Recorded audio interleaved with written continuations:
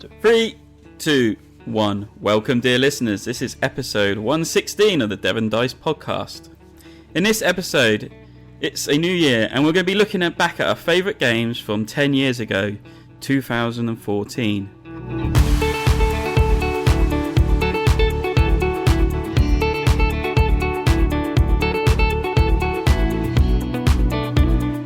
Hi, I'm Joel, the host of the podcast, and joining me tonight we have Sam. Hi. Nick. Hello, I'm here again. And Lewis. He's back again. Hello, I know, twice in a row. Oof. It's odd, isn't it? So, Weird. welcome, guys. So, this is a special podcast. It's not the usual ones. There's no news. There's no played games. We are mainly focusing on our top 10 games from 2014. If you remember last year, we did our top 5 games of the 5 years ago and 10 years ago. And we were going to do the same thing again. It was going to be 2014, 2019.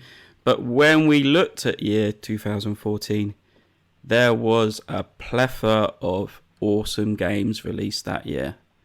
So that's what we're doing. We're doing a top 10 of that year. Yep. I just couldn't make a decision. It's also... That's just too many. Yeah, just too many good games.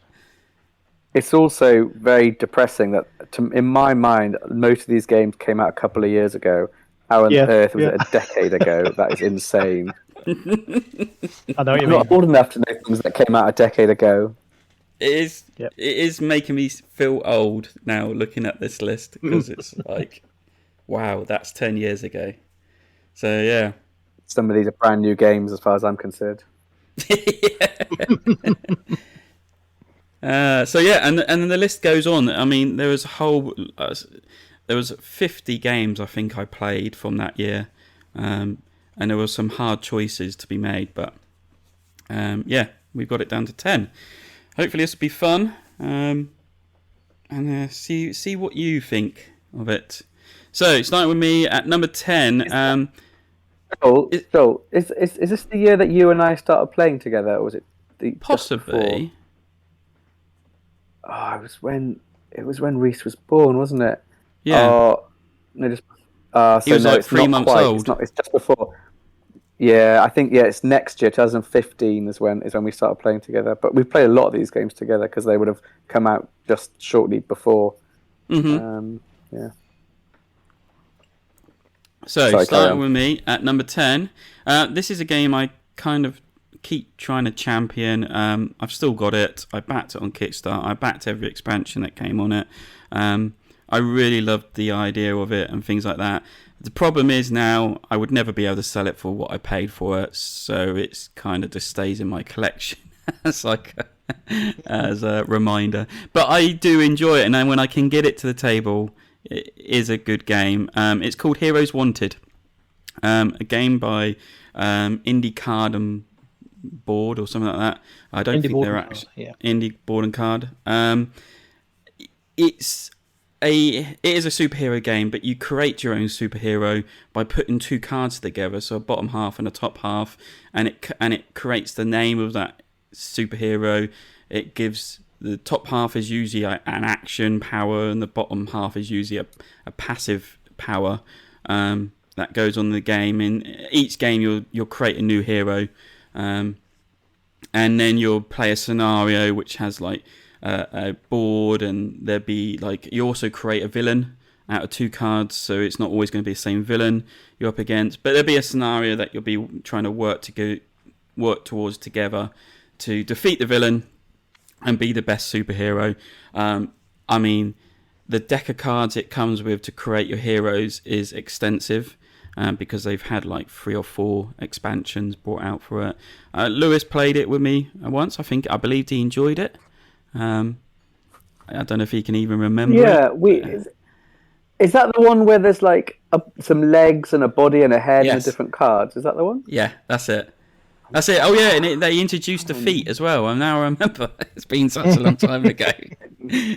So it was at first. It was just yeah. There was at first. It was like just head and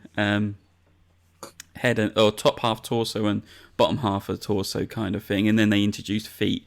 as a separate card, which was like just hilarious. But yeah, it's one of those. As I said, I haven't played it for a while, but I just wanted to get into the list. And if Pretty cool. people said, Yeah, what game would you play? And there was a choice. I was let's play this. I haven't played it for ages, and I want to play it. So I remember it coming out. Feels like the kind of game that needs the 3,000 scoundrels kind of effort with the translucent cards that you put into a sleeve. That would be cool. Yeah. Yeah, it probably could have done with that. But then each artwork's different, so each art matches the name and the power and things like that, and so it works for the time. Just a small correction: the publisher is Action Phase Games for this one. Ah, that's right. Yeah, I think they got brought out by Indie Boarding Cards, right? So that's what I was thinking of. But this is what's on the box. So yeah, yeah. If there was a game that people wanted to play, and I could find it in my loft, I would say, let's try this. It has been reduced to a lot. Fun-looking things. But hey, cool. So that's Heroes Wanted.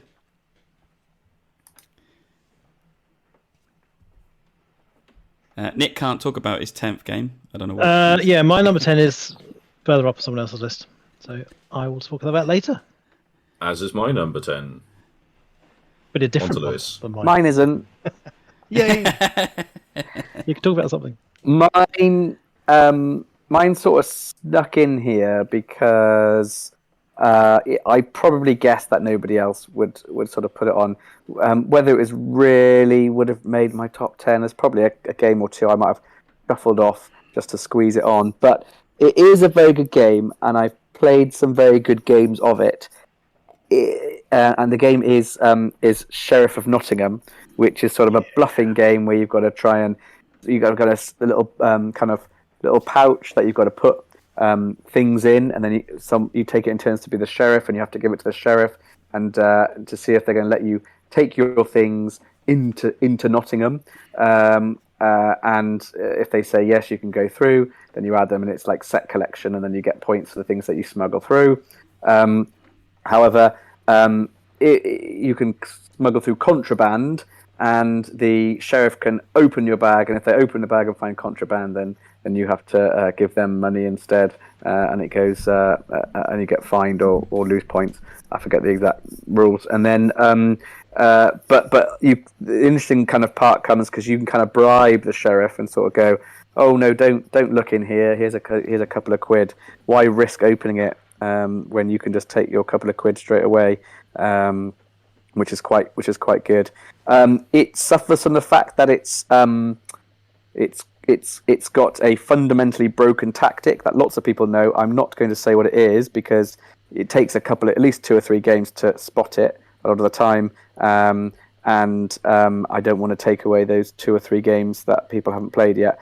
But so unfortunately, I haven't played it as much as I otherwise would have because it got to the point where there was just a kind of a way of playing that just sort of essentially almost guarantees you victory and is very hard to counter. So it sort of breaks the game. But there's still fun from the negotiations and the double bluffs. You sort of say, oh, don't look in here, Sheriff. Oh, I'll give you 2. And they're like, oh, well, if you're trying to bribe me, it must be good. I'm definitely going to open it. Give me more. And you're like, no. And they're like, well, I'll open it then. And it's actually all fine in the first place. And it's like, ha, ha, ha, I got you. But it's always quite, good fun. And, everybody has a laugh. And it's a good one that I played with a group that we used to kind of drink lots of beer together and play things like, what else did we play? Love Letter, Who, and then Sheriff of Nottingham was the other big one that we sort of played as well. All these kind of bluffing and kind of fun games. Yeah, Skull is the other one we used to play as well. Yeah, I've never played it, Sheriff of Nottingham, but I've always wanted to try it because it does sound like quite a lot of fun. It definitely is a lot of fun. I'm not going to ruin the tactic that breaks it for you. You'll get a couple of games in before you spot it. Yeah, I just want to lie the whole time and see what happens. That's all part of the fun. And this was the first Arcane Wonders Dice Tower Essentials game. Yeah, because I think it was called Robin Hood, like a Korean publisher made it, and I remember Dice Tower when they were doing one of their 24-hour board gaming events around this time. They were just loving this game, and I think it was there and then Tom Vassell announced that they were going to publish their own line of games, and this was going to be the first one. But yeah, I mean, I remember playing this loads and having a great time with it. I think I know what you mean, Lewis, with that broken strategy, but it's been a long time since I played it. And yeah, I mean, it's one of those. To be honest, it's been a long time since I played it, and I'm not 100% sure I remember what that strategy is. I just remember we all stopped playing it because it stopped being funny. Like, you couldn't do anything. It was against the strategy.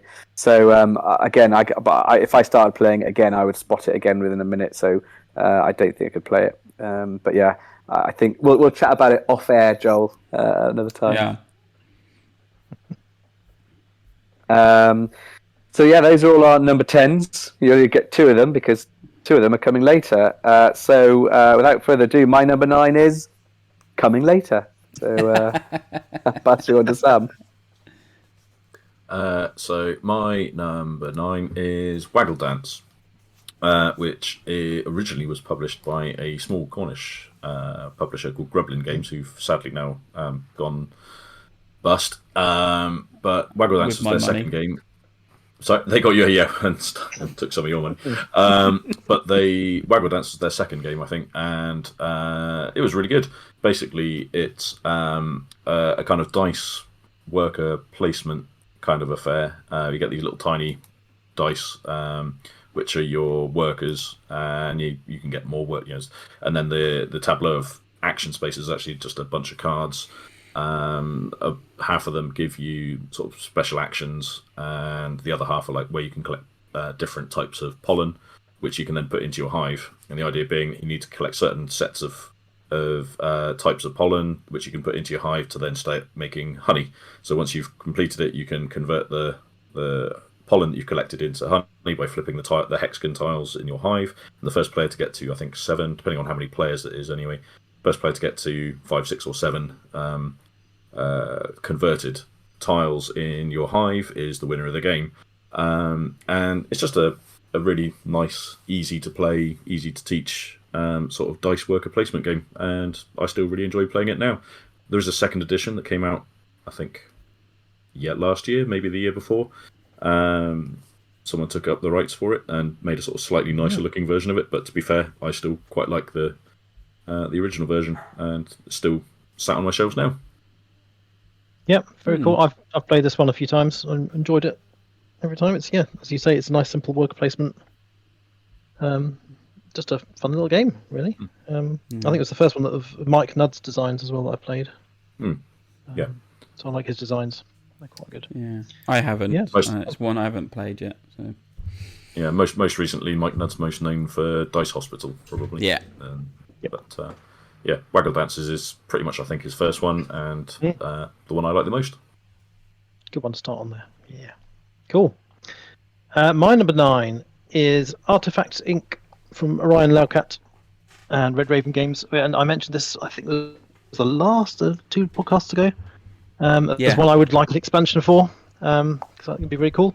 This is a lovely little. I think it's one of Ryan Laucat's earliest games, which I think was on Kickstarter as well. It's an early Kickstarter, which is kind of an Indiana Jones style dice worker placement engine building game, where you're just trying to get points from gaining certain cards and you're placing workers to get the energy to do that and things. It's really beautiful artwork, as you'd expect from Ryan Laucat, and it comes in a little small package, so it's a smallish box. And it's just a very cute package. It's a lot of fun to play. I just wish it would be.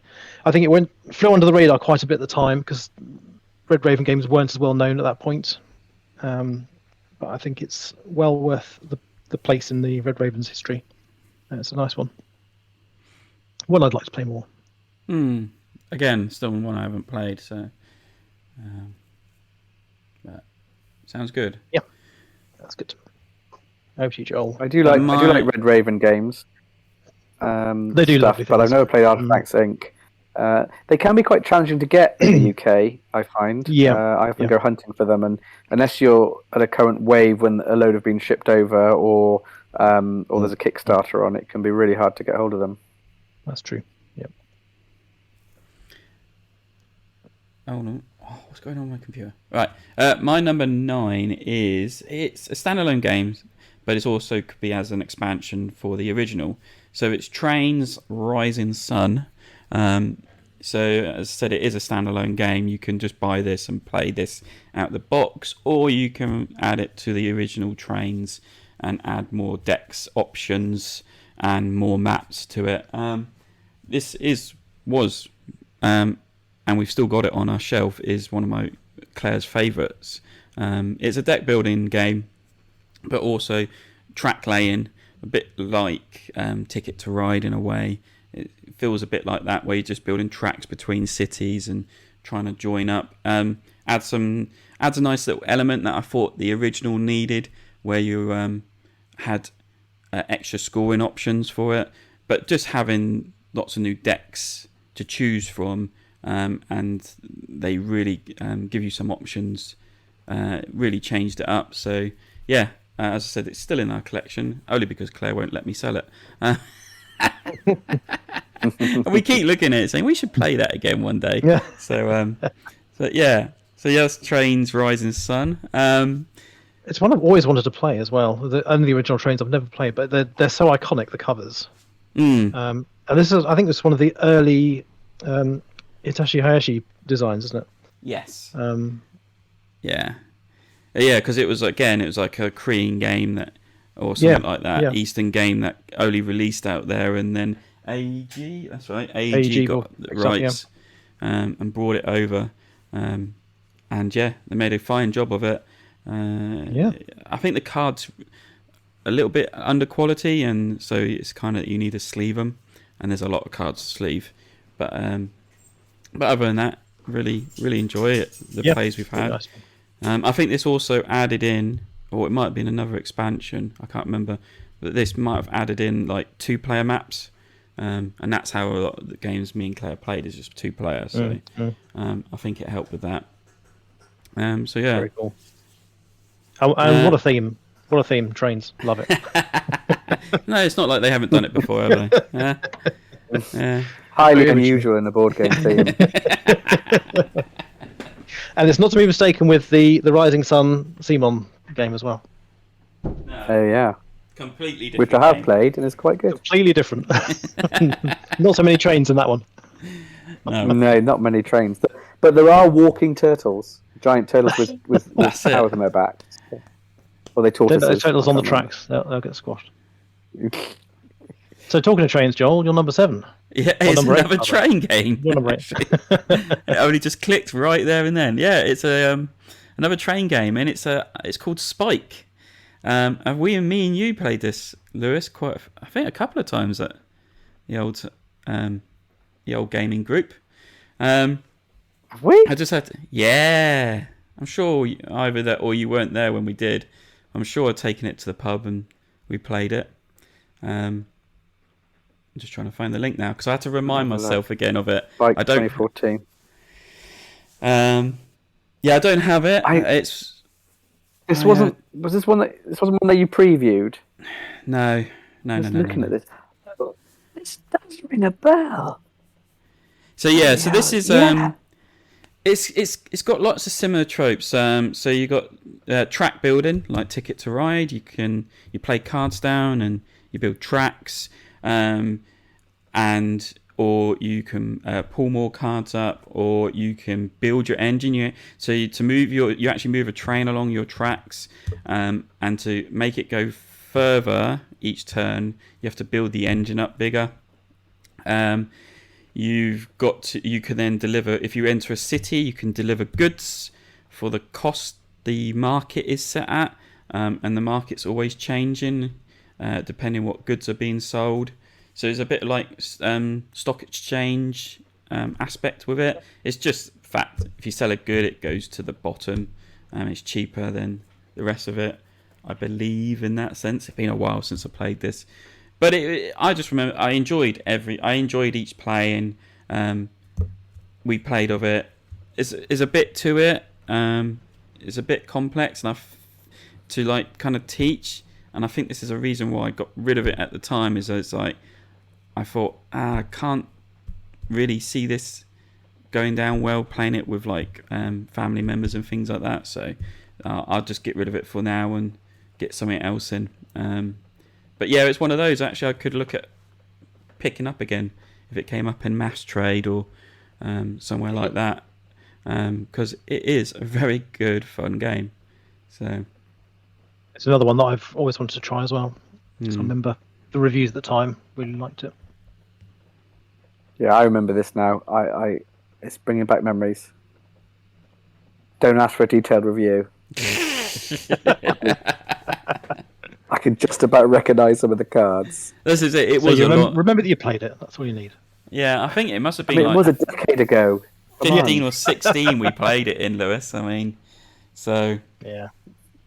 Yeah. and it was at the pub me at off. the Duke of Cornwall. So yeah, it was the early Ah, infancy yeah. of our club.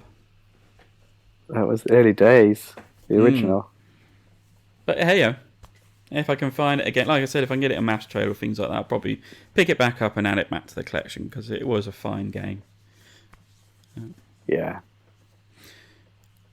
Very nice. Right, my number 8 is further up on someone else's list, so we'll talk about that one later.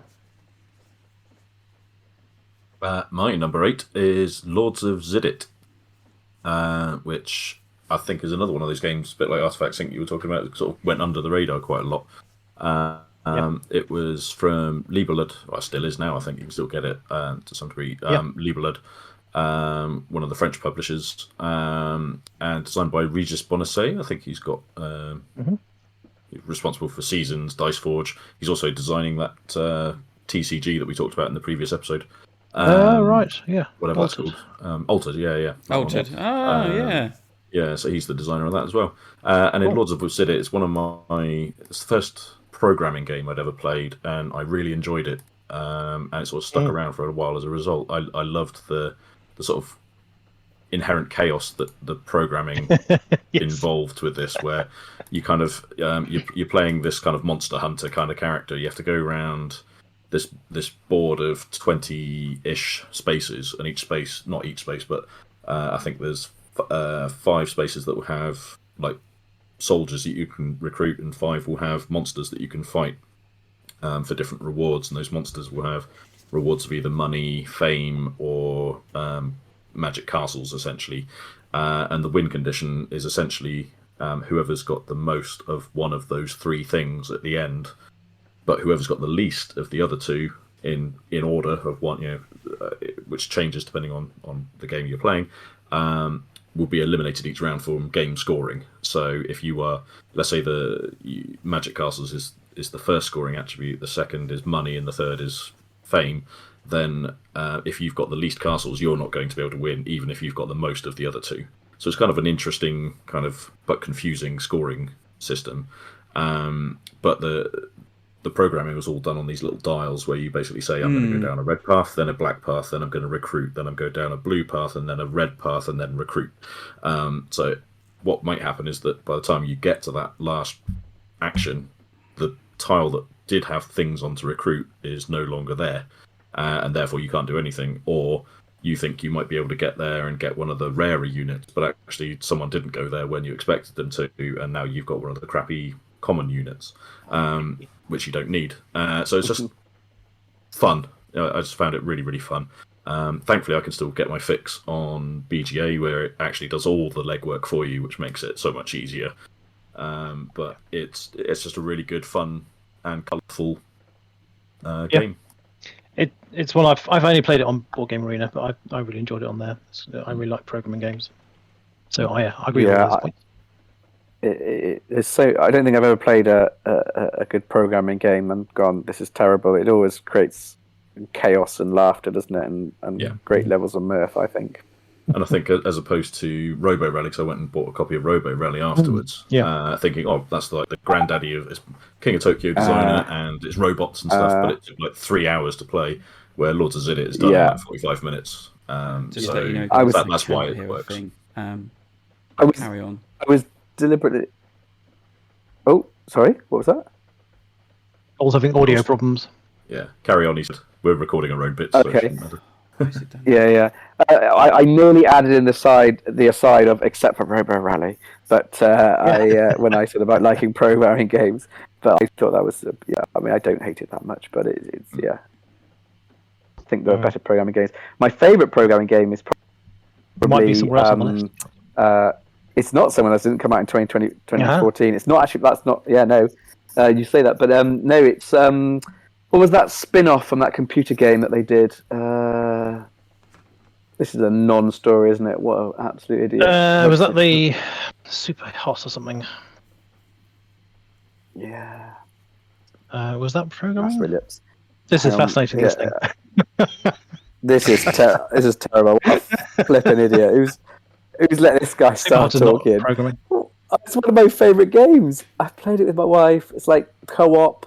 You do programming, and you got little mechs, and you go against all these minions. Oh, Minion. Mechs versus minions. League of Legends. You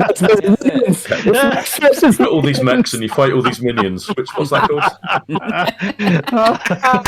Oh my dickhead! Who let this knobhead in? Unbelievable. Oh, so good. I still have no idea what it's called. What? Unbelievable scene. It's literally Mechs versus minions. Yeah. No, that's... What an unbelievable dickhead. Amazing. Oh dear.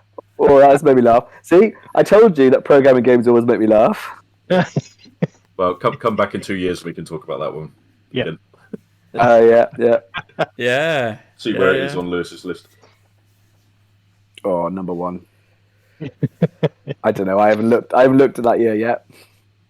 So anyway, that was my number 8, Lords of Xidit. Cool. Yep. Very good. Very good.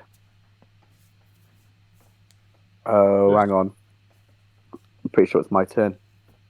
Yeah, but it's So for me, it's not talk about. It's not my turn because I can't talk about it.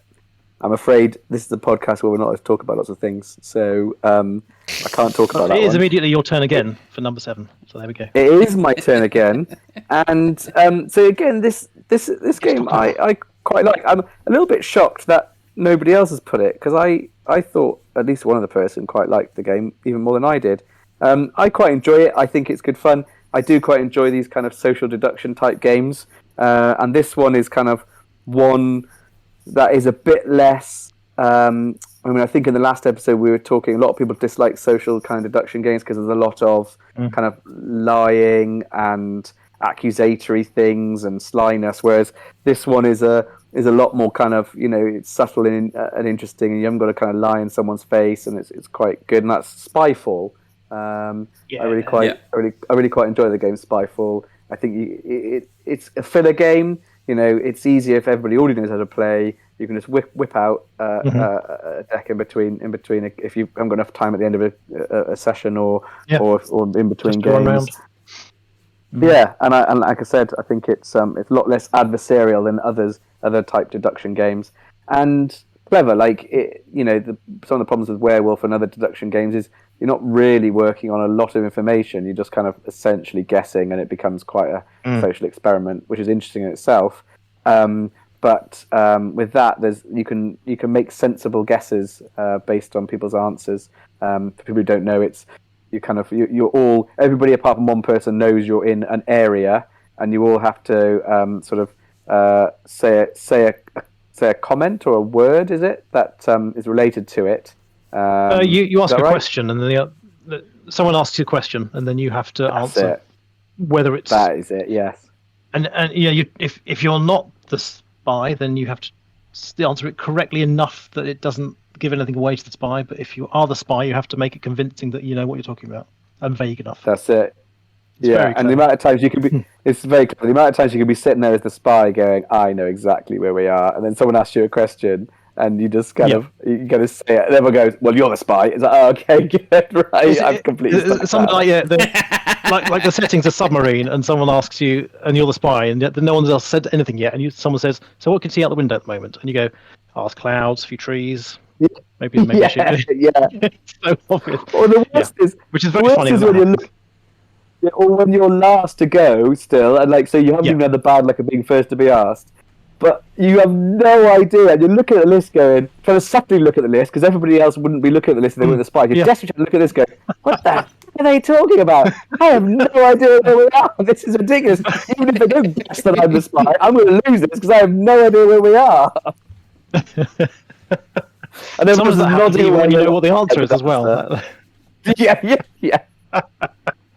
And the amount of times sometimes people, like at the times when you play with the right people, particularly families, and it's normally grandmas or mums, and they always, I don't know, like just don't seem to get the game, and so everybody always guesses them as the spy because they're so rubbish, even though they know the answers.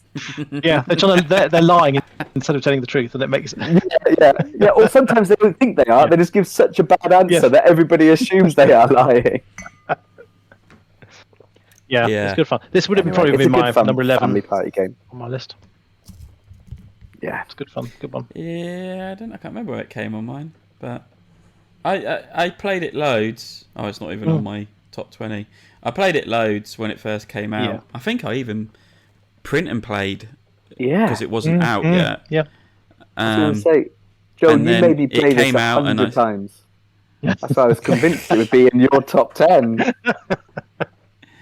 That's why he's played it out. No. It is played out for me, and I think I saw at the group it was being played recently, and I was just like, not interested in it anymore. But we had fun. It was one of those. It was chaotic, and it was kind of face palming kind of moments. With the right like, group. why? Yeah. So I always remember Michael doing that sort of thing. I think I actually asked him the question, and he answered it in such a completely gave it away where we were. It was just like everyone just looked at him and was like, why? And then the traitor knew where we were, and it was just like, well, that's us done then, kind of thing. So I think it was something to do with snow. It was like I asked him, I said, what do you see out the window, Mike? And he was like, I see snow, and it's like there's only one location with snow. Why? Sometimes your brain just goes like that, doesn't it? And you say, well, that's the answer. And just after you said it, you think, oh, crap, that's giving it away. Yeah. But that's and the funniest then is when... And then you think it's obvious, and then the traitor or the spy still doesn't get it. And everybody else is like, oh, it's so obvious now, it's game over. And the spy's like, I have no idea. So, yeah. So, Sam can't talk about his number 7. Mine will come on later. And I can't talk about my number 7 because it will also come up later. My number 7 is a game that I've had right from the beginning. I think it was like one of those purchases on a whim. Absolutely loved it from the beginning. It's called Black Fleet, and it was also Lewis's number 8 game. Isn't it, Lewis? Yes, it was. Yeah, I played it with you, your version. Many times. My painted ship version. You do have a painted ship version. Although I think the first time or second time I played it with you, they weren't painted. I remember when they got the painting upgrade and being impressed. Yeah. I think it was my now sister-in-law challenged me to it because I think we played it together. And she's like, why haven't you painted these yet? I was like, oh, why did you have to say that to me? I'll get the paints out. Or literally painting it while we're playing it. No, I won't. I'm kidding. It's a very but yeah, it was one of those because it kind of pick up and deliver, but you also have the addition of like a kind of a computer type character that can come and kick your butt and sink you. The kind of the Imperial or the British ships that sink your pirate ships, but anyone can control those, and it's quite interesting, isn't it? Yeah, it is. It's chaos, really. It's like a light almost party version of like merchants and marauders kind of thing, because it's just play cards and they're just chaos, and they allow you to break the rules and drive your ship over the land and do all sorts of stuff. It's hilarious. It's still in my collection. I probably won't get rid of it because I've kind of pimped it up a bit. The only thing I haven't done that I really wanted to do is like 3D print the goods, so they're actually not cubes, but actual represent the goods. Cool. And hopefully that will change in March when it becomes my birthday. So yeah, that'd be exciting. Yeah, this is another one I've always wanted to play. It always looks fun, but I never had the chance to. So yeah, good choice there. We should play it at some point, sure. I just realised I slightly zoomed out and heard a comment about 3D printing, which I think must have been directed at me. So someone might need to repeat that. No. I was just saying that's I want to 3D print the goods as instead of using the cubes, but just as representative of the goods. And I think that will change in March when it's my birthday. Something might be coming your way that might help that. Hopefully. Printer, right? Planted seeds. Yeah. Fine. All right. I was going to say, or you can send me the STL files, and I'll have them for you at the end of the month. I've just seen Nick on someone put on that you can 3D print like the buttons and the plane thing for Sky Team, and it stays in. That would be cool. In the slot dashboard. Yeah. So I thought that'd be another thing I'd be probably printing out. You'll have stacks to do, won't you? Get mine. It's going to be constantly going. If you like pimping your board games, then 3D printers are for you. Are you going resin or are you going? Yeah. I think I'm going polymer first. The corded one, and then I'll maybe look at a resin bath one later on. They're definitely cleaner. The problem is that they're not quite as they're not as good for minis. They're not as good for sort of board game pieces and things like that. No. But yeah. No, still. I mean, and they're comparable prices these days, to be honest. Definitely. That's why I'm like, I can. It's affordable now. So it's actually put a few. There's a few people on Facebook that actually done 3D printing as a business, and like people order from them, and they've actually now said, we're not getting the market as we used to because it's like come affordable for everyone to have one. So here's our stock. It's at a cheap price. So yeah, but anyway, never mind. Mine next, I think. Yeah. So my number 6 is further up someone else's list. So I get to do my number 6. So my number 6 is Castles of Mad King Ludwig. I mentioned this a couple of weeks ago as well. This is another of my would-like Christmas stocking one, wasn't it? That was it. It was the deluxe combined version.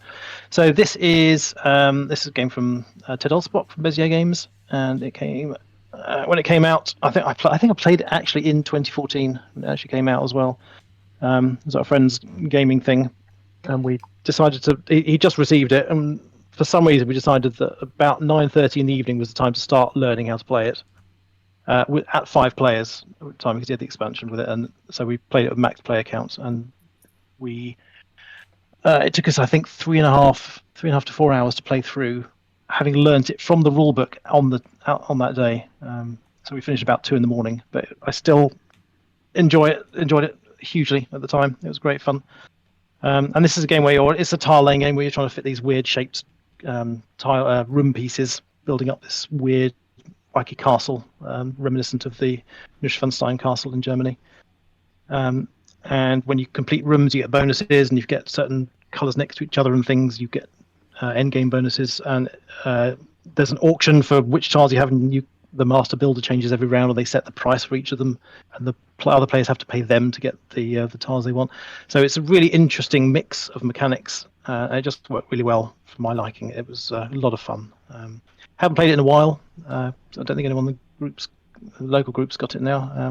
But yeah, I would still quite happily play this at any time. Good fun.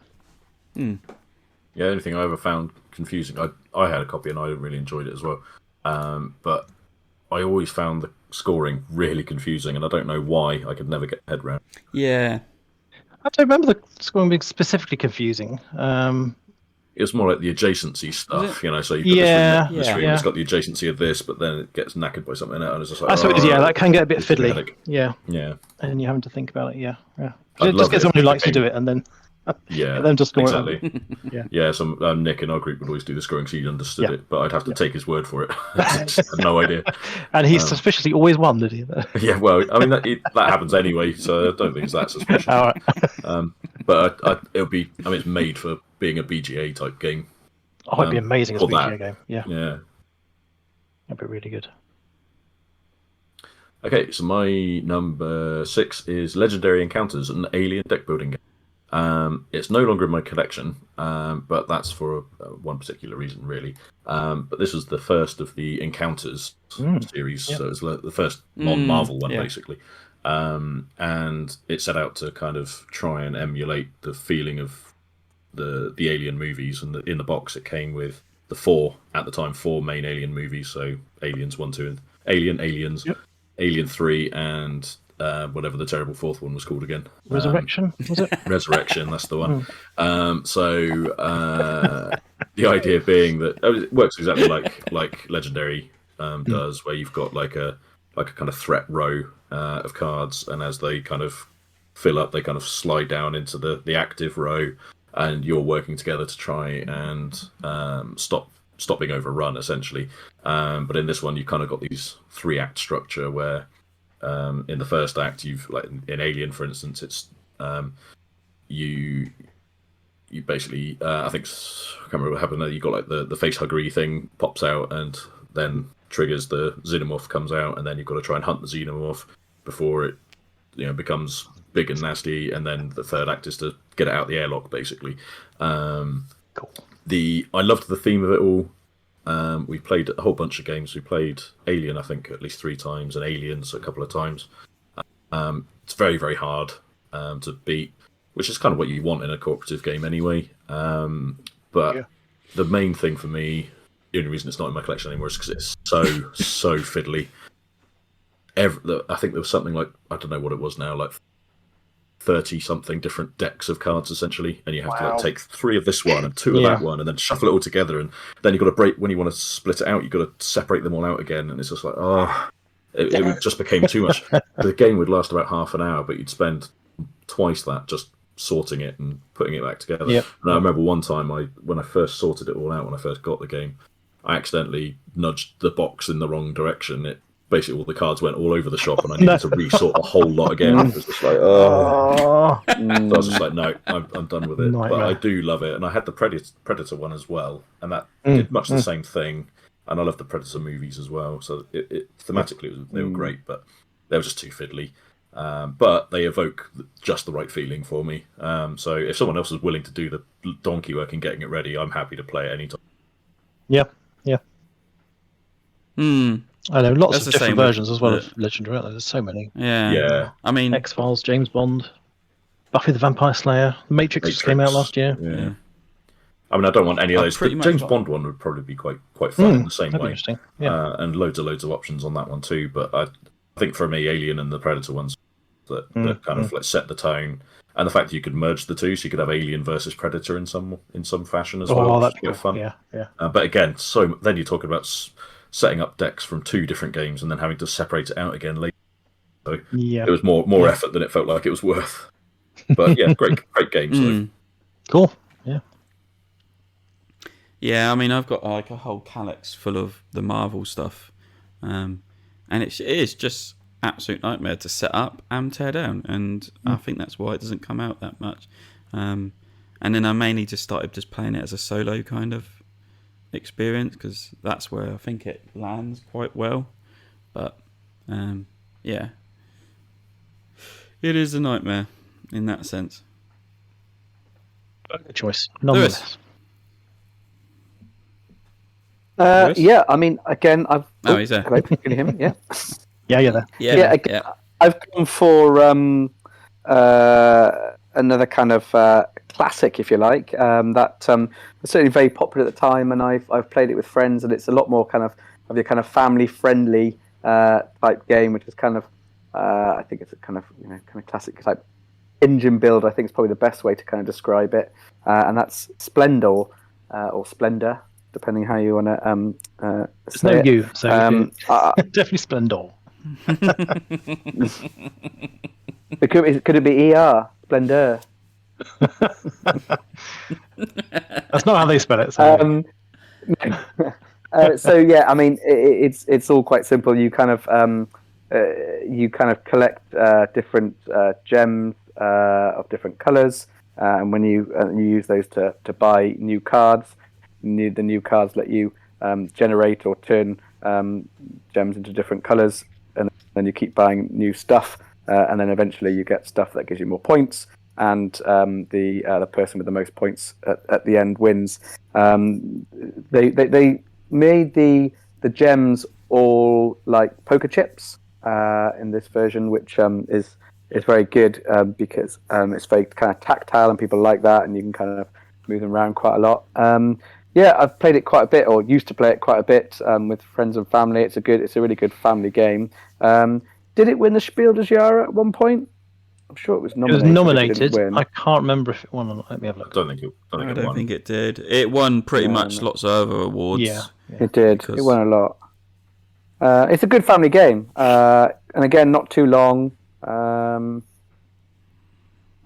always quite liked it. I think I'd describe it as probably an engine builder. With is that the category it falls into? Yeah, it's a tableau and engine builder. Tableau, yeah. Yeah, it was nominated for Spiel, but it lost out to Concept. I think there's Concept and Camel Up with the nominees in that year. Oh, Camel Up definitely won. I'm pretty sure. Yes, it did. Yep, Camel Up won. Yep. I would have given it to Splendor, I think. And Camel Up and Splendor. Noting, slight spoiler: Camel Up isn't on any of our lists. Interestingly enough. Yeah, no, it's not. Yeah, it was somewhere down in the late teens, I think, on my list. But yeah, Splendor's a good one. Splendor, I think, would have been in my top 20, probably lower teens. I enjoy it, but I think I've played it too much now. That it feels too mechanical now. I would like to try it with the expansion, the city thingy expansion, because I think that would add enough new variability to it. I wouldn't mind trying the Marvel one, even though it's based on theme. I was going to say we played the Marvel one with the. I don't think I haven't played it, but I've got friends who have, and they say they quite enjoy the variation.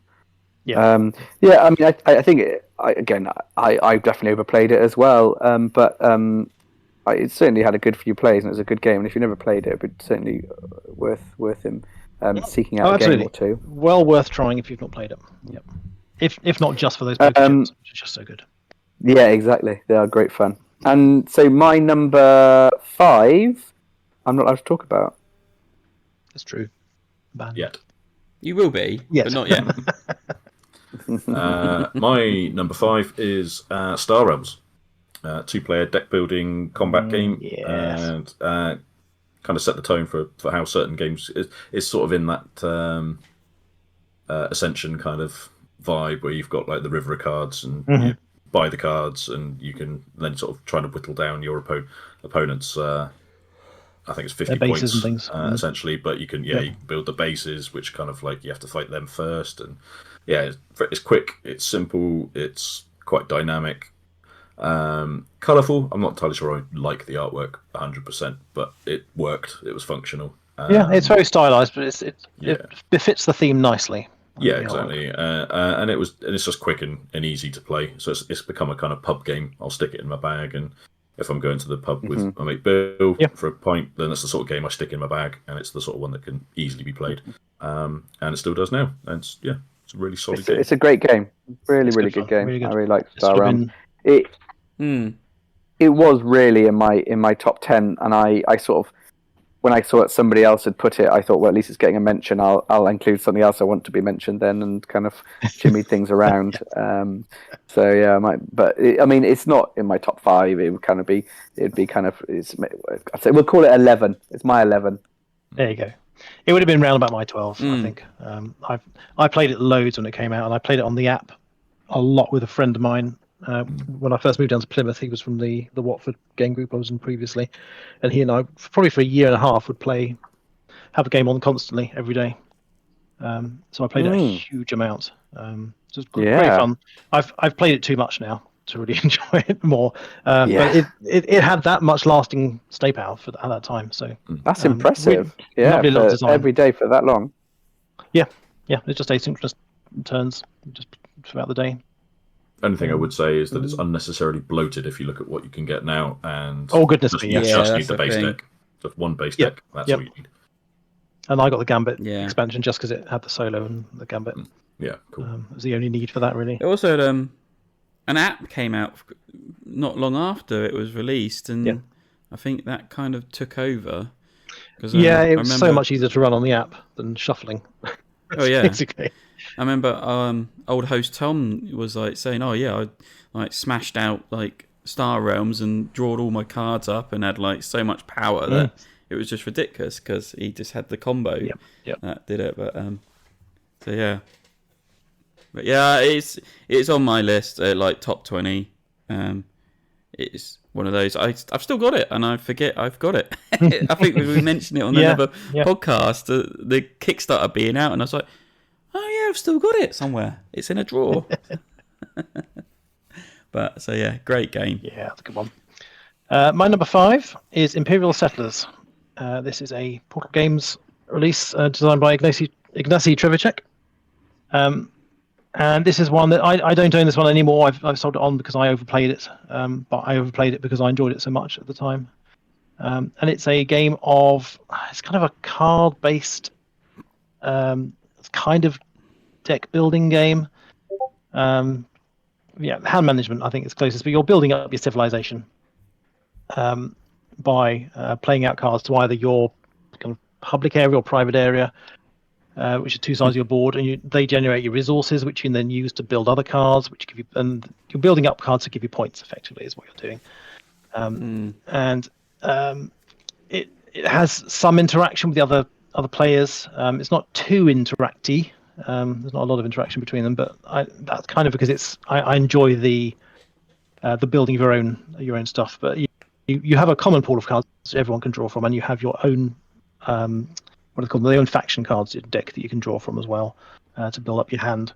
So yeah, not deck building. It's hand building, and that's nice. That you've got the 4 different factions, and they all play quite differently. They've all got their little tweaks. I think the Japanese were my favourite ones to play most of the time. The expansions had some interesting ones, like the. I have to look them up now because my brain has gone. Let's have a look. It was the Atlanteans. I think was the other favourite one I had, which completely played differently because you couldn't keep any cards on one of the sides of the board that you play. They always sank every time you build them. So they played very differently. So yeah, all the factions were very nicely different. But it played very nicely. It was good fun. And I got the. So it didn't support solo when it first came out, and then Ignacy put a free solo campaign mode online. You just had to print out a load of cards and some event tables to roll dice and look up, and you can play through a series of campaigns to kind of build up your faction strength over the games. And I played, I think, got through 13 games of it, and at the end of that, I'd really enjoyed it. And then at that point, I thought, right, I've had enough now. That's it. I've played it out.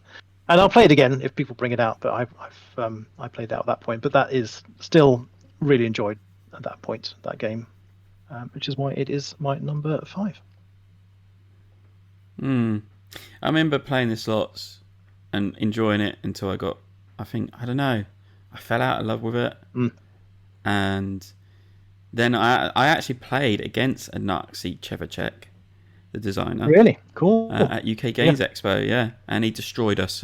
Absolutely annihilated us. So it was a good learning experience.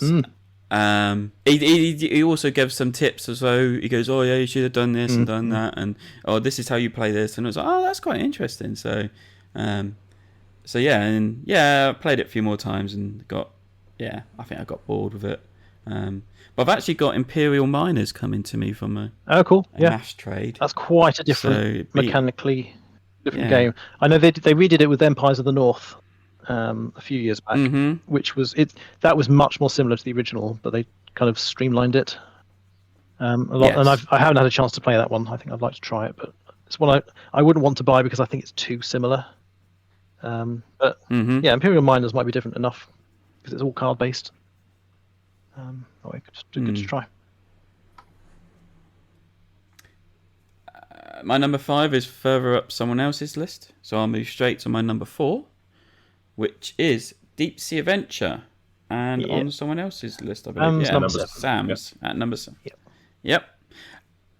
I remember playing this for the first time pretty much when it came out, or was out in like Japan, because it's Oink game, so it's in that funky little brick box shape, and it's crammed. Even like the game is just, it's difficult to get it all back in, but it's a push your luck game. You are basic divers coming off a submarine, and you're trying to push your luck to go as far down the track, down into and the get ocean. as Deeper into the ocean. Yeah, and you got to choose that moment when you're going to return and not return, because you're using up oxygen, and if someone goes back sooner, the oxygen depletes quicker or something like that. I mean, it's a long time since I played it. And so you got that, how far do I push this, and then how many goods, what's the bonus I'm going to get, and you stop on a track and you pick that up, and it's going to have a score on it, on this token. And if you get back to the submarine before the oxygen runs out, then you keep those trinkets that you picked up, basic scoring points. And if you don't make it back, those trinkets fall down to the bottom of the ocean, and they build up in piles, which is really interesting, because if quite a few people have not made it back, then it's could be quite valuable trinkets at the bottom. So I played it with a family. It plays up to 6 people. It can be quite chaotic. But it is such a good push your luck game. And I just remember like playing it. I played it at Board in Exeter. Yeah.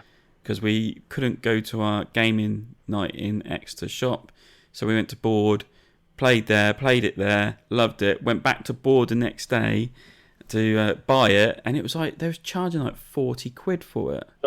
I think. Wow. I was like, I'm not paying that. And I think I found it for something like 25, 28 at the time. Because it was basically Oink games weren't being sold in the UK. Yeah, so it was really rare, really hard to get. It. Yeah, I remember that. Yeah, this is a good one. I've yet to play this. I've seen it being played, but I've just never actually been involved in playing it. But it looks great fun. Great fun, pushy luck. I like little pushy luck games. And a nice little cute box. And it was one of the earliest Oink games, I think, wasn't it? At least was well known over here. I think it made them, really. Yeah. Because it brought attention to it. It was that popular. Yeah. Sam, do you want to jump in? What are your thoughts on this, Sam? Yeah, no, I mean, you've said everything that needs to be said. It's all good. I mean, we've had. It's one of those filler games that we always have at our game nights, and it's always just there's 5 or 6 of us. It's an easy one to just pull out and play for 20 minutes. So we played loads and loads of it. I got my copy at 2015 Essen, so it was out officially in 2014, but I didn't get my copy until 2015, which I think is largely the same year that most people probably got it. Probably, it's still one of the few Oink games I do have. So, I mean, they're consistently really good, but this one's got good staying power.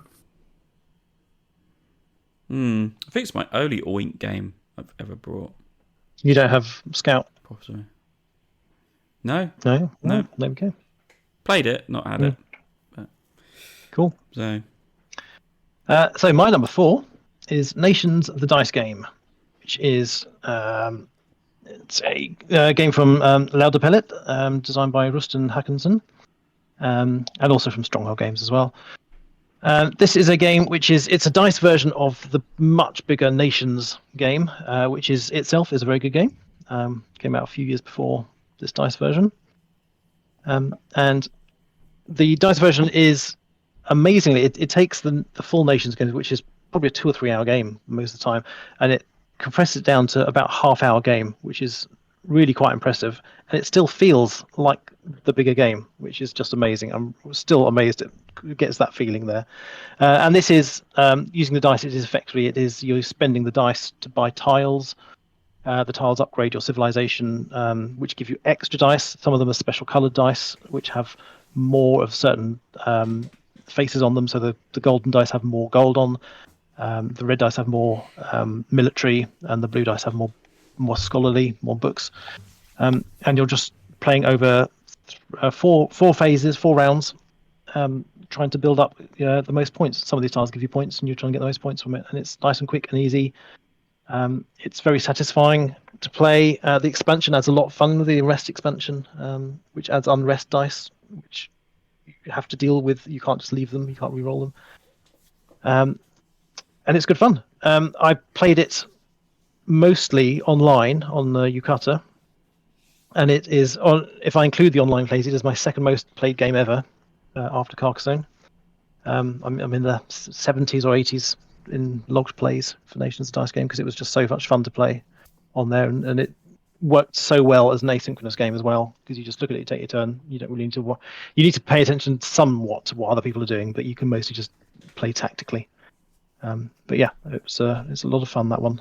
It was quite hard to get for a while, and then they did a reprint of that plus the new expansion with Stronghold. That's when I picked my copy up. So yeah, great fun. Yeah, this was my number 6 game.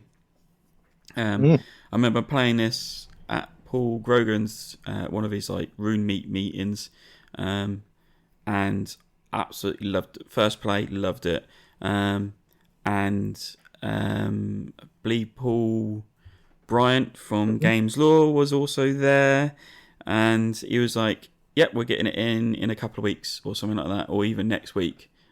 So I instantly put my order in, and picked up a copy and loved every play of it. I forget it's on Yukata, mainly because I don't go to that site.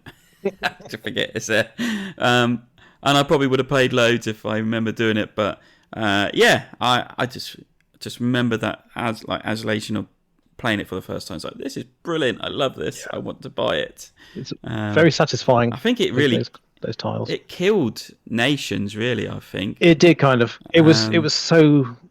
It felt so close to Nations, and yet played so much quicker. And I'd still happily play the bigger game of Nations if people want. But yeah, it was.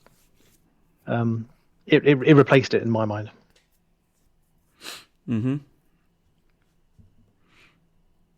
Sam, number 4. My number 4 is Eggs and Empires, which is one of those kind of. It's not kind of. It kind of gives me the same feel as Citadels and that sort of thing, but instead of it being like there's 8 rolls and everyone picks one of those 8, in this one everyone's got the same hand of characters or a deck of characters, but you'll have 3 cards in your hand at any one time, and you pick one of them, and depending on the number is which one is the order in which they go, higher to lower, and in order to try and claim the dragon eggs that are in the centre of the table. The dragon eggs cards that are out will be worth different victory points. Some of them will be exploding ones, which are ones you do not want to get. So you've got to be quite tactical about the type of cards you're taking or playing, and the different action. The different cards have different powers on them. Essentially, a bit like Citadels. That's where the Citadels part of it comes from in my mind. Where the 10 and the 1 don't have any powers at all. That's their high value.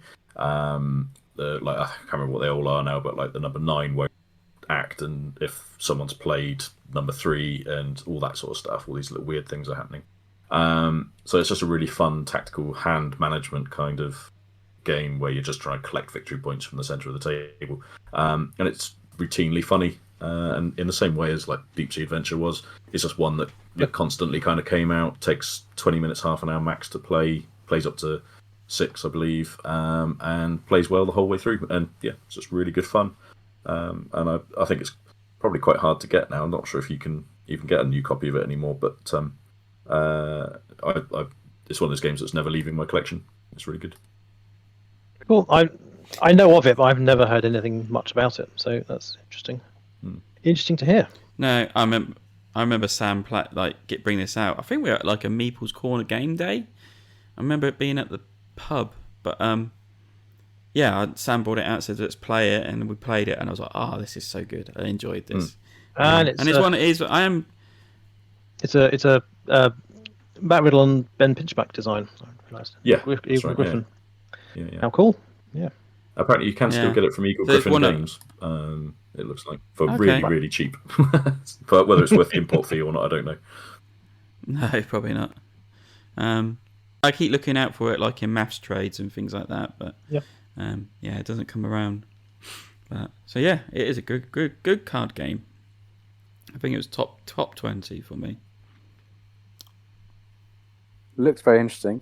It reminds me of Love Letter looking at it. Yeah, it's Yeah. got that feel Yeah. to it. It I can is. see that. Yeah.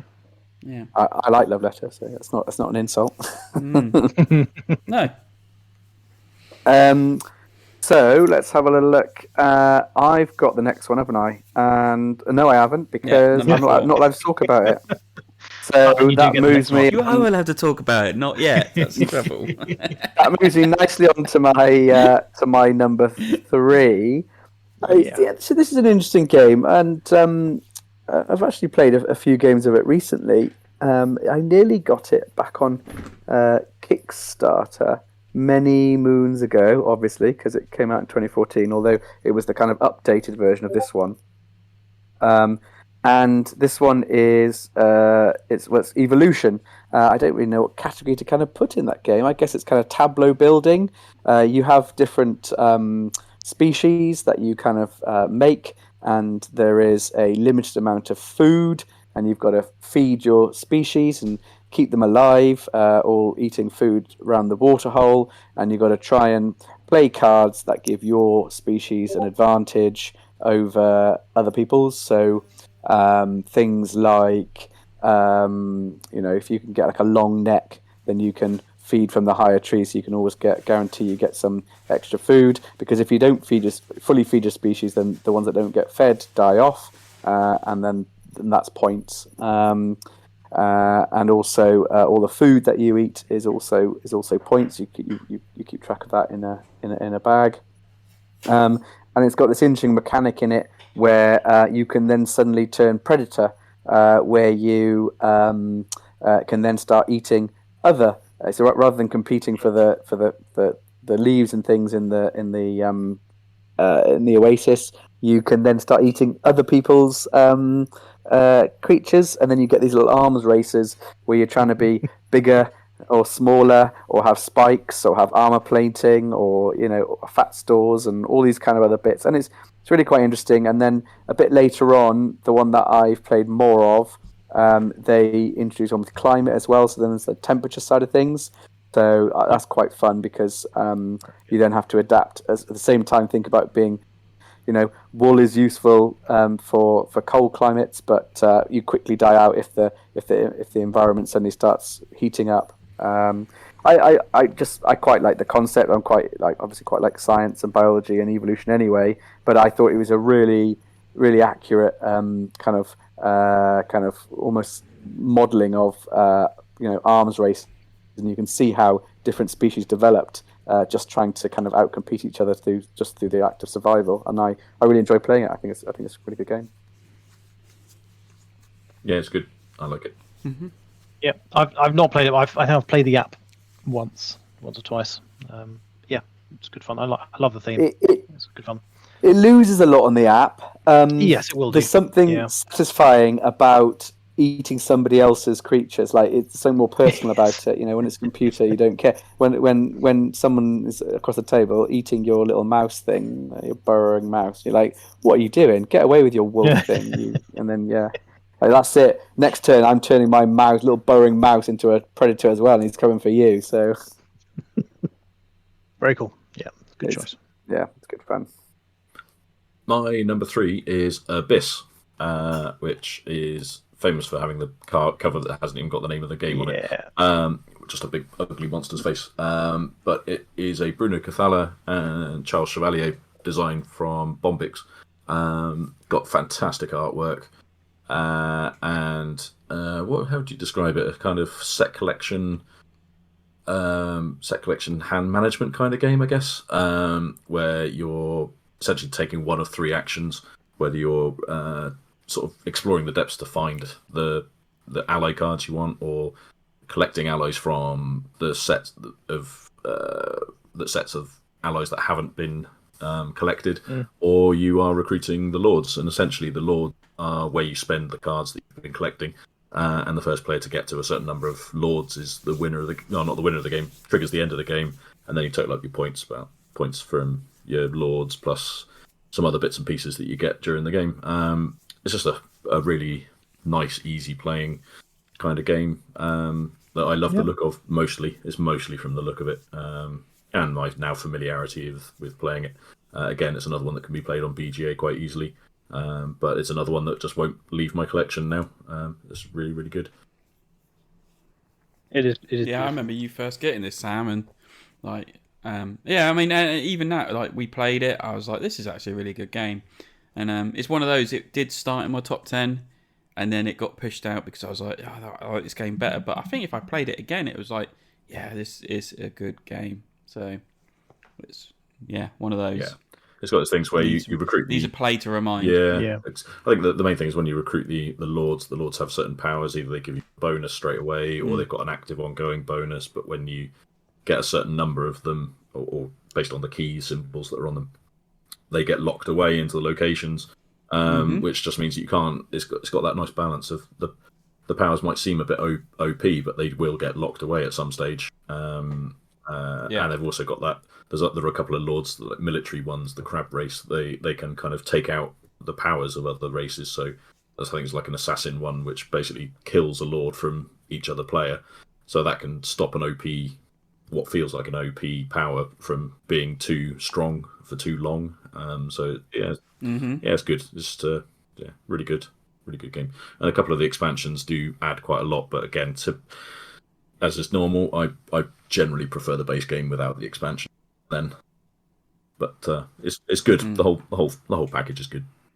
Nice. Yeah, that's really good. My number 3 was lower on. It was number 5 for Joel and Lewis, which is Colt Express. So this is another programming game, as we mentioned before, and it is about train robbery. You're all playing bandits trying to steal the most gems and purses of money, and hopefully the strongbox, without getting shot and punched off the train. It's hilarious fun. I love playing this game. I've got most of the expansions for it. My kids love playing it as well. It plays really nicely at, I would say really nicely between 3 and 6. Plays really well. It does play 2 not quite so well, but it does work at 2. And I think it's better with more players, really, because it adds to the chaos, as Lewis is saying, with programming. And it's just great fun. I love it.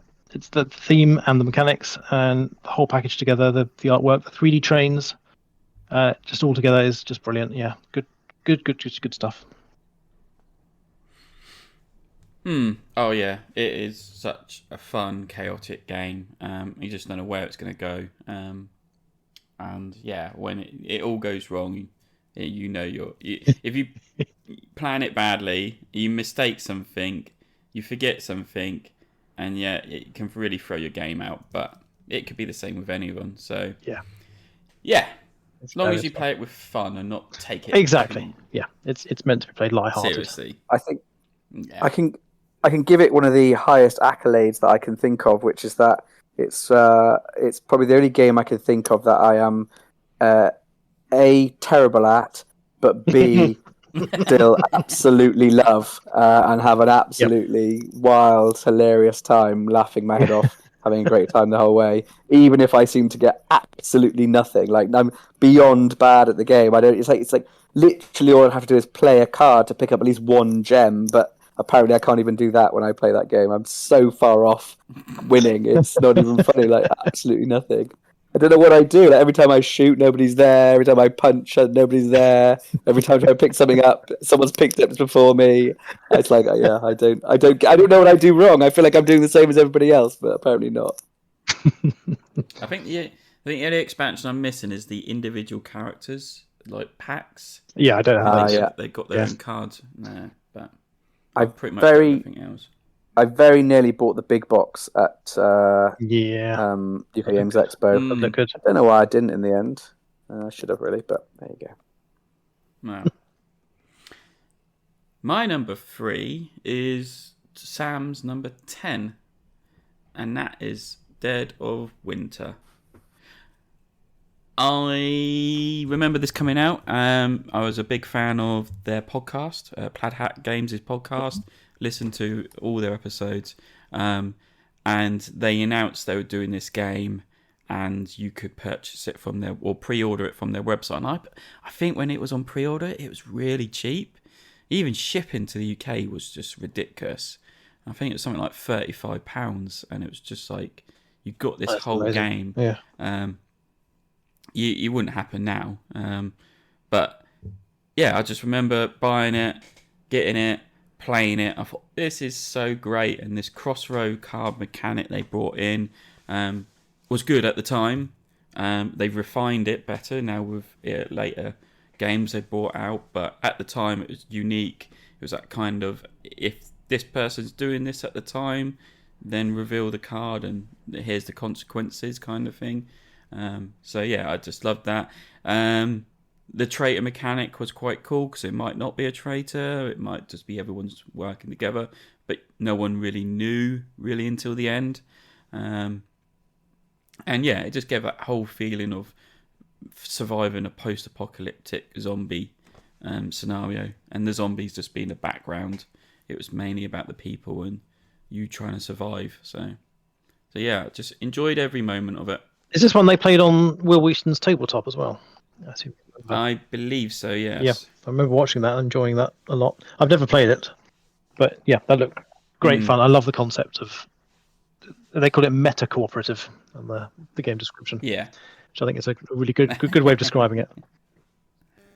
And that Die of Death was a pain in the ass because it had like it was a 12 was it 20-sided? No, 12-sided. I can't remember now. So every time you went outside, wasn't it? Like you had to roll it, or like yeah, and like oh you're bitten, game over. Like oh, for flipping heck. Yeah. Yeah, it's a 20-sided die, and it had one side that had a bite on mark on it. Yeah. And yeah, it's like you roll it. It's like I couldn't roll any worse. Yeah. Yeah. So just it may as well have been one-sided when I was rolling it. I'll tell you that for free. Sam, your thoughts? Yeah, I mean it's kind of back to that sort of Battlestar Galactica sort of style game, which I don't really like the lying kind of aspect, but I don't think you have to be overtly lying in this game. And it's like and generally the betrayal happens late in the game, so it's quite a memorable game that we remember. We can still talk about now from, I don't know, it must have been from 2015 at least, where we got all the way to the end and everyone was like, "Oh, I think Gary's the traitor," and thought I was the traitor, and no one thought Mark was the traitor until the very last turn, where he just turned over these cards, or flipped over the kind of last like feeding thing or whatever, and there it was just completely, we were blown out of the water in the very last turn of the game and lost because Mark turned out to be the traitor. But it was memorable because Gary killed my dog. I had the dog as a character and Gary killed it.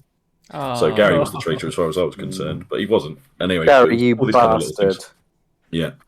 Well, at the time as well, he was called Honest Gary. We played Sheriff of Nottingham the week before. That is a lie. He was Honest Gary throughout.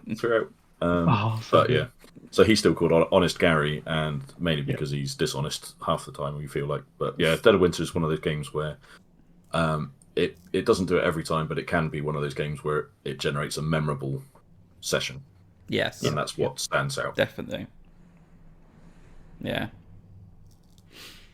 Yeah, and always took it right to the end, like, oh, we just need 2 food to complete this and we've won the game, and it's just like, come on, someone will find some extra food, and it'd be one of those stand-up moments when someone did. But yeah, again, another one that's left my collection. So, but anyway. My number 2 was on Lewis's list at number 4, and that's KLASK.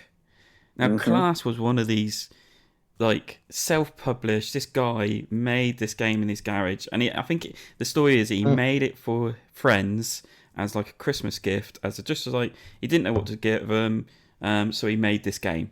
It turned out to be one of the most popular 2-player dexterity sport games now around, and it is. I mean, they've got championships going on, tournaments going on with this game.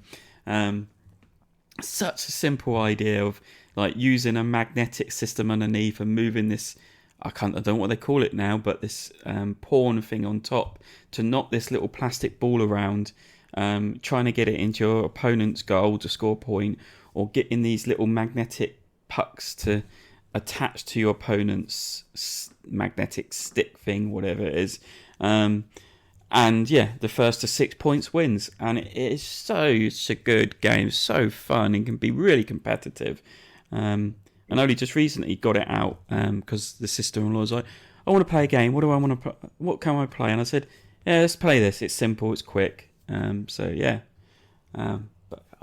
such a great idea. It's great fun, isn't it? I think it's like it's very comparable if anyone's ever played to air hockey. It's like having your own little air hockey table. Yeah.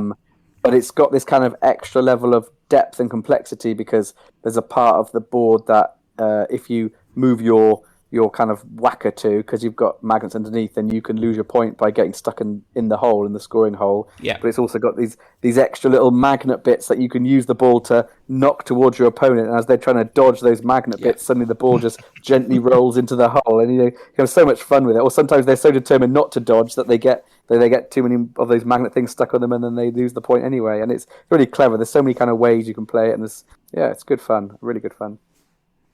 I mean, I remember when we went to Essen, Lewis, and they actually had a tournament going on there. Oh, yeah. And I sat there watching it. I was like, I've never thought of doing that before. Oh, my goodness. They are a next level skill. Yeah. I think one of the guys that won the tournament is one of the designers of Heat. Yeah, I believe so. Okay. I couldn't quite work out how they managed to hit it so hard and fast in that game, but whenever I do that, it gets pinging off. I don't know how they managed to do it in that tournament. But yeah, such a great game, great concept, and it's one of those that accidentally made a classic game. It's one I'd love to try. I'd love to try it. Oh, Nick, your list is huge. It is. Right. It is. Yeah, my number 2 is some further up on number 2's list. They will come in just a minute. My number 2 is another Bruno Cathala game, and it is 5 Tribes by Days of Wonder. And this one is, for me, fantastic. Don't really need to explain what 5 Tribes is, I don't think, too much. But I just love the Makala style mechanic. It can be a bit prone to the analysis paralysis kind of situation because you're always looking for the optimum move. But I think if you're playing with players that have played at least a couple of times, that does mitigate itself a little bit at least. I'm not very AP prone, but in this game I do tend to be a little bit AP. But I love the Mancala thing of picking up all the meeples, working out which way you're going to have to drop them to then trigger the action on the tile that you want, hopefully clearing a tile so that you can claim it for scoring. It's just a really clever and elegant design, I think. I love the genies you can sort of collect that give you special powers. All the components are really nice. I love the little mini bidding aspect of bidding for your turn order. It's just a real nice mix of different mechanics that I really love. And visually it just looks really nice on the table. It's one I've never got onto. I've never played it, mainly because I look at the board of it and it looks just so full of everything. Because there's the different colour meeples all over the place. On the 25 or 30 card grid? 5 by 5 grid. 5 by 5, yeah. It just looks a bit overwhelming with that many things, and I think that my brain would just not cope with, because I would want to find the optimal solution. Yeah, that's the danger. Yeah, that's 100% the danger. Yeah, and I'll just sit there for ages trying to work it out. But I'd try it at some point. I think it's very, very important I never play this game. Yes, that's correct. I think I shall bear this in mind. important However much I for the love it, people I'm playing it with, but also mainly important for me because I don't think I'd ever finish.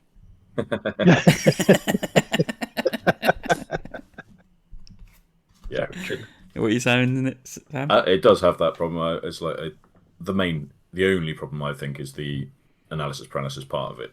That is the only real problem with it. But other than that, it's really good. One of the expansions, the Sultan, I think it's the Artisans of Nagala, adds another meeple colour just to make things even worse for you, Nick. But it does actually add in a couple of new tiles and some mountain ranges, which kind of like block off paths within the board. So it kind of that helps to limit the options a little bit. So it does mean that you have to steer around the mountains. You can't cross them. So it does while it makes it something else to have to think about, it does help narrow down the options that are available to you for movement, which does help speed it up a little bit, I think. But yeah, it's just a really nice game, and I just love the fact that it's got proper meeples. I think if it was made now, I don't know if it would. To be honest, I think it would be some kind of weird. There's a lot of paint or something. A lot of meeples in there. Yeah, but it's fantastic, and you've got the little trees and the palaces and the player turn order tokens that look a little bit like they're towers or minarets, but they actually look like dog willies. So that's always a fun joke. It's good. Oh dear, so good.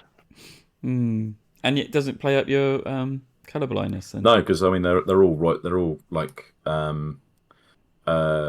primary colours. So you got blue, red, green, yellow, white, black. I mean it's all. In fact, there's no black, I don't think, actually, sorry. Purple. The only one that's a bit problematic is the purple one when you add that in. But that's only a problem with the expansion. So the base game, because they're all primary colours, it's no problem at all. Not really. Yeah. Oh, awesome. So Lewis's number 2 is the same as Nick's number 2. Yeah, that is. So yeah, my number 2 is Patchwork, which is a fantastic 2-player game. That I've played a lot of, partly because I bought it for my niece, probably not far off 10 years ago, might have been more like 6 or 7 years ago, and that her version has been played to death. I mean, I think even the cardboard tiles are starting to wear at the edges now. It's played so much. She absolutely I always loved that game and used to always want to play it, and I played it a lot with her, and she's played it a lot with other people. Really, really interesting, clever 2-player game. I swear by the mantra that you should never play a game 2-player unless it's specifically designed for 2 players. Otherwise, it just 9 times out of 10 doesn't work as far as I'm concerned. And Patchwork is one of the crown jewels, I think, of 2-player games. It's perfect as a 2-player. I could probably only think of one game that can compete or is better than that, but it might be Seven Wonders Duel in terms of the 2-player ratings. But it really is very good. What are your thoughts, Nick? Yeah, I agree. It's a great Uwe Rosenberg design. Really, he should have just stopped with his tile laying at that point and not done any more games of tile laying. Yes. But yeah, I've played this loads with my kids. And I play it with quite a lot. I haven't played it recently. It hasn't come out recently because of so many other games. But it's one that would hit the table a lot when it first came out, when I first got it. And I still would quite happily play it any time, really. I played it on the app came out. The iOS and Android app came out a while ago, which I played a little bit of. You can play asynchronous to people around the world, which also worked very nicely. And I've also played the solo mode, which is not in the published version. It was a promo that came with one of the a German gaming magazine, and the Ultima Factory crew designed that, and I did some playtesting on that at the time, which was really interesting. So I played it a load when playtesting that as well, and still wanted to play it afterwards. So that shows just how good it is. Yeah, very, very good game. It's almost I've rated it 8.9 on the Board Game Geek, so it's almost a 9 out of 10 on my rating. That's strong. Wow, it's pretty good.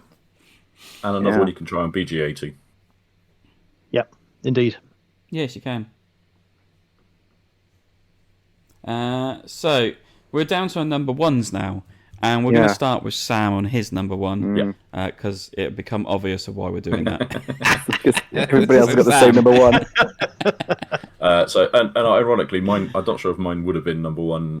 Your number one would have been my number one, but having only played it once, I couldn't put it on my list. But I also do like it.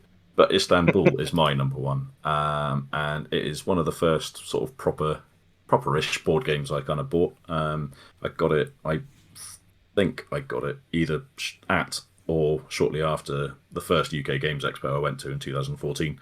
And at the time, it was nominated for Spiel des Jahres and went on. I think it was Kenner Spiel des Jahres. Sorry, and went on to win it that year. Mm-hmm. Yeah. It was up against, I think, Concordia was the other main one. And Rococo, I think, was the other one. That's two. So it was a really strong year. Cracking games. That's three really strong games. That's each one of those could win the last 5 years, hands down. Couldn't it? It was back in the times when Spiel des Jahres meant something and wasn't just tucked away.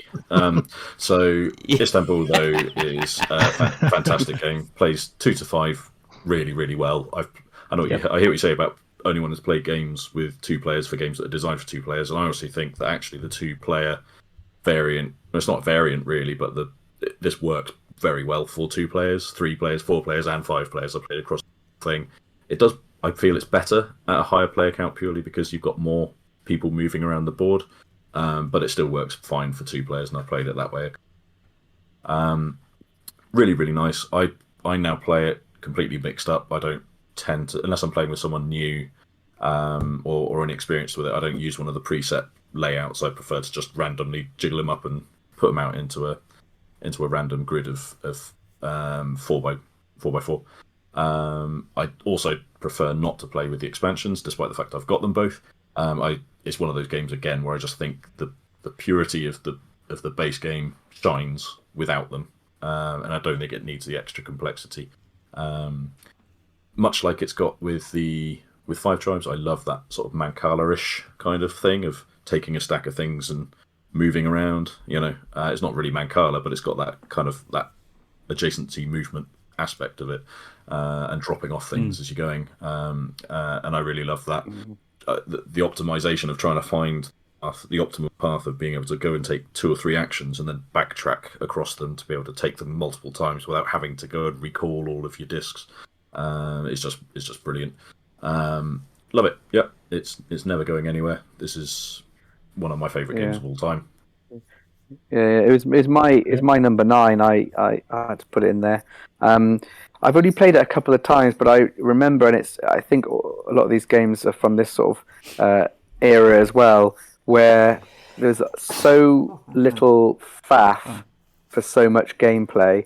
Like the rules are very, very simple, and you can explain them within 5 minutes almost. The rules explanations used to be so quick, and yet you'd get such depth and complexity of gameplay that you could and variability, and you could pick it up very quickly. And I remember that about Istanbul. I think the concept was so simple but so clever, and then you get all these great games from them.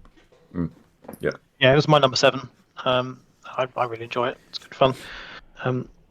I haven't played it enough for it to be higher on my list.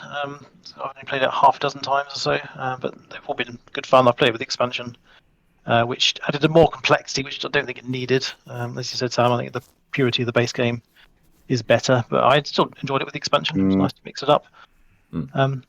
Just a really clever game. Came on I think it's like 15, 16 on my list. I haven't played it for ages and don't own it, so it's one of those, it just got pushed down a bit further than the other games. But yeah, fun times with it.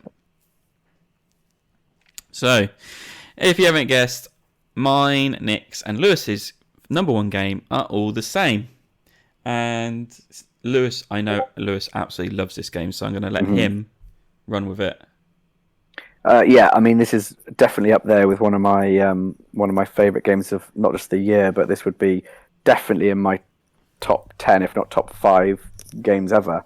So that is Orléans, which is the Orléans or Orleans, however for the some people like Americans to out say it. Yeah, that's it. But it's in France, so it has to be Orléans, unfortunately. But it's a bag builder, and it is an absolutely fantastic bag builder. I have always enjoyed things like Clank and deck builders, but always struggled with the concept of where you might get the wrong things at the wrong time. And what I like about Orléans is you can the stuff that comes out of your bag you lock into actions, and they cost all the different bits that come out of your bag. They're your little workers, your little people.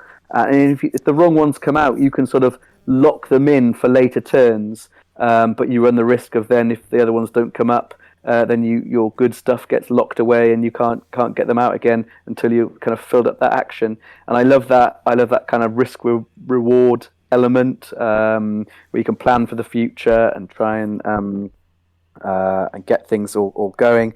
And then that doesn't even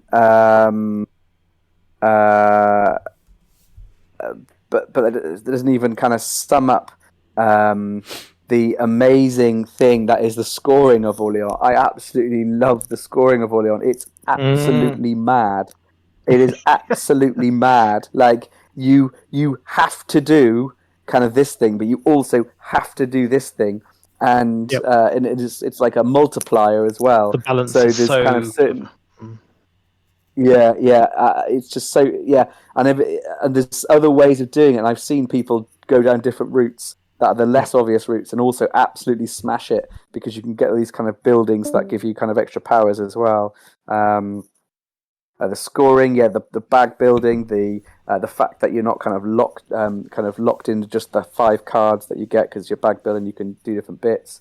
I could bang on about this game for absolute hours. I mean, there's area control elements to it. There's a set collection. There's so much going on, but it's actually relatively simple and quite easy to pick up and play. Because it builds those actions up over the game. You start with not being able to do very much, and then it adds your options as you go along. And it's like it's guiding you through bigger strategies as you go through. Mm-hmm. But yeah, I love it. I think it's great fun. It's it was one of the few bag builders I've played. I haven't tried Altiplano, which is kind of a follow-up. It's really good. I like it as well, but I prefer Orléans. But yeah, I love the aesthetic of the setting. I like drawing the discs out and designing. I think that's really a very tactile thing to do. It feels rewarding when you can get everything lined up properly and you trigger extra things and you get them. The one negative I have on it is that I think negative. Being able to select from the entire building stack every time you do a build does slow down the game for people who have AP, and you can get into situations where players can kind of run away with the game if they get the right combination of buildings out, which, to be honest, is your fault for letting them get that far. But I have seen it where someone's just they've got that right combination where everything triggers properly, and they just end up with so much money that they can do anything they want to. But it doesn't happen very often. I've never lost a game and hardly ever built a building. I'm sure it's possible. Yeah, there's different routes. There's lots of different routes. Yeah, there are lots of builds. You just have to be. Yeah, I don't want to. You have to watch what other people are doing, which is a good thing. That you have to see what other people are doing to stop them from running away with certain bits. Yeah, and the buildings, you don't get to build every building from the first build. The first build you can only build. No, they come out with buildings, level 1, level 2. But that stack is so big. I do doing a variant where you have maybe 3 face up, and you can pick from those and refill that. Feels kinder. It's not as balanced because you can then get a bad combination of them coming up then.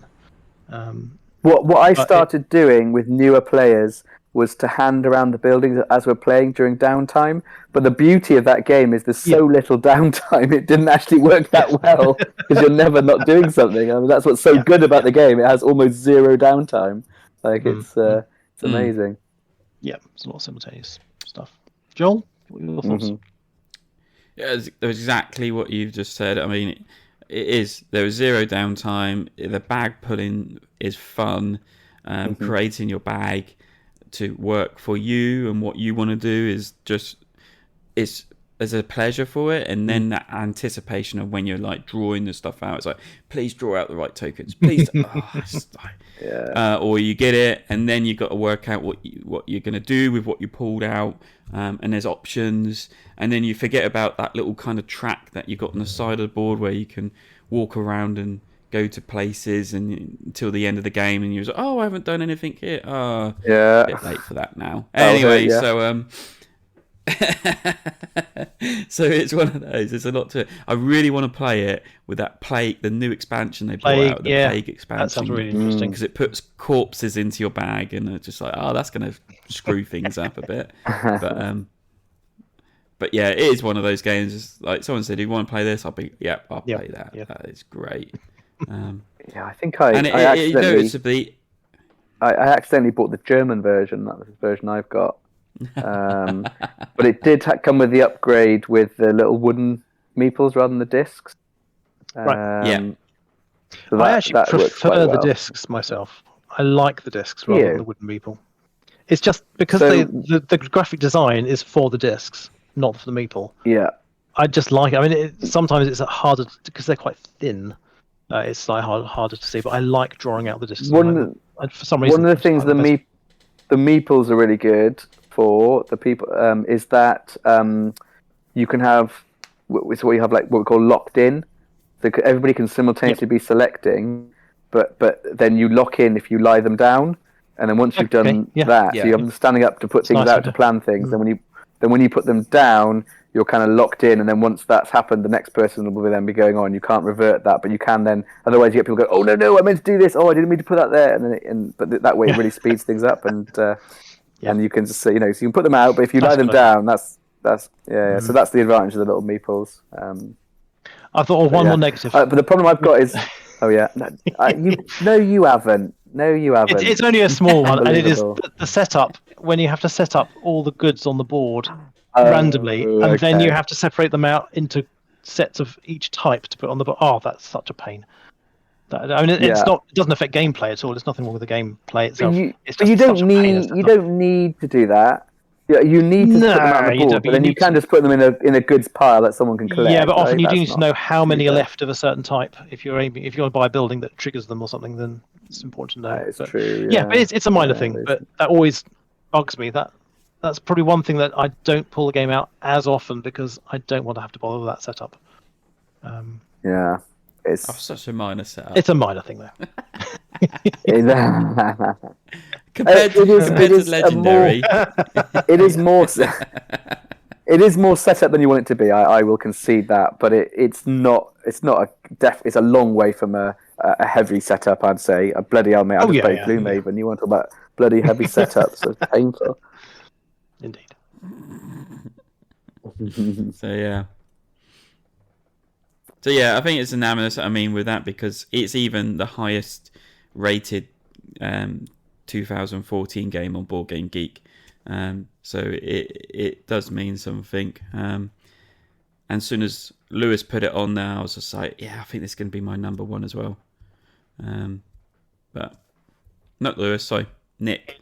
Nick put it on there first. Yep. And I was just like, it's got to be number one. There's nothing better than that.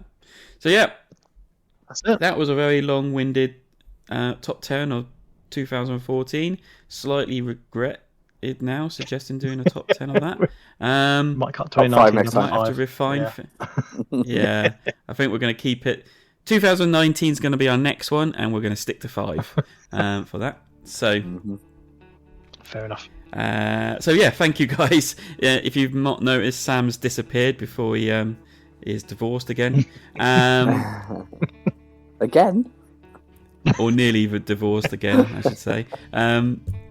Thank you for listening to the podcast. If you've enjoyed the episode, let us know what you think. Let us know what your top game of 2014 was. And by going to the Discord, the emails, X, Facebook, social media, you can find all the links in the show notes below. Nick does a superb job of doing all the links. check out anything else, go to our Discord, join in with a conversation there. Thank you guys for doing this. I hope you can get some rest, and I am not looking forward to editing this. Yeah. Cheers, Joel. Just to be truthful. And thanks everyone for listening. Yeah, thanks everyone. Cheers. Thanks, Joel. Bye. Bye.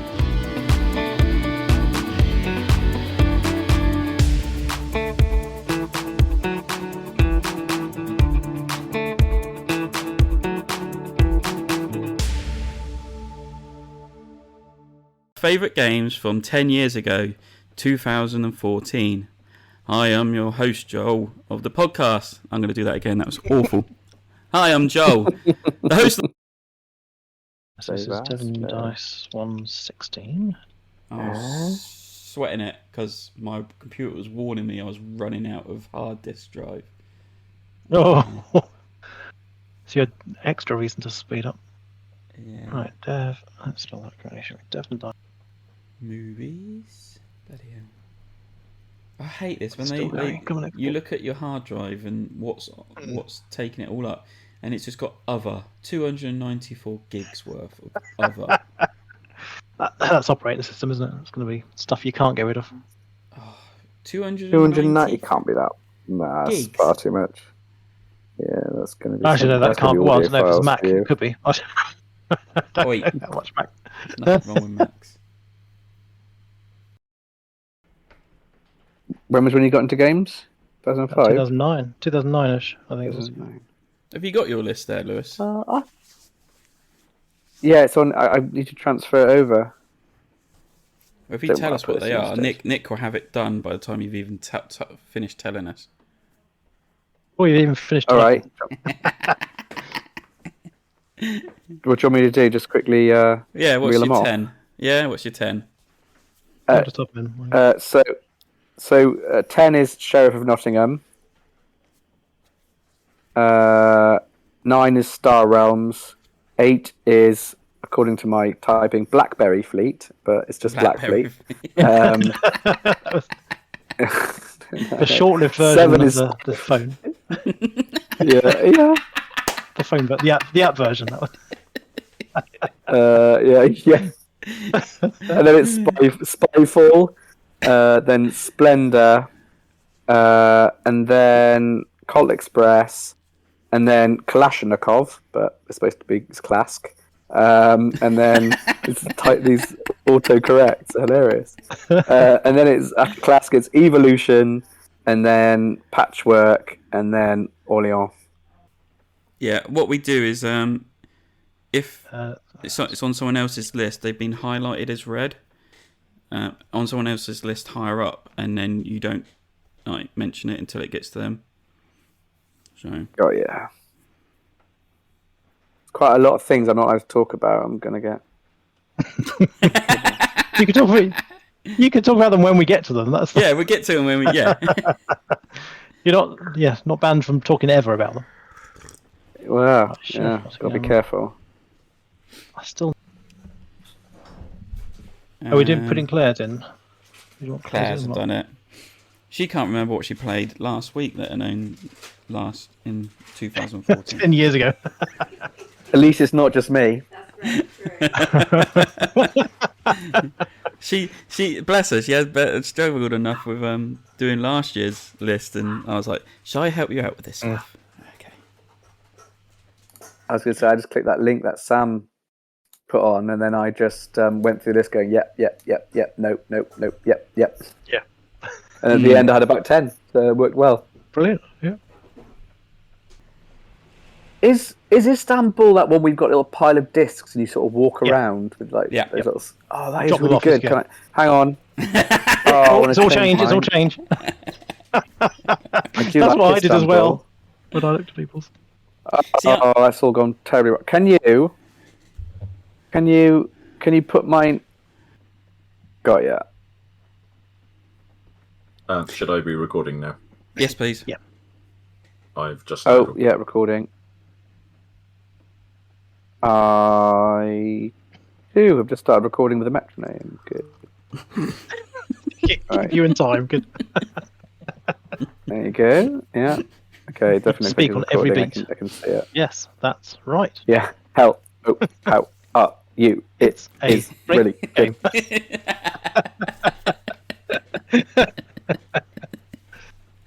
Oh dear, brilliant.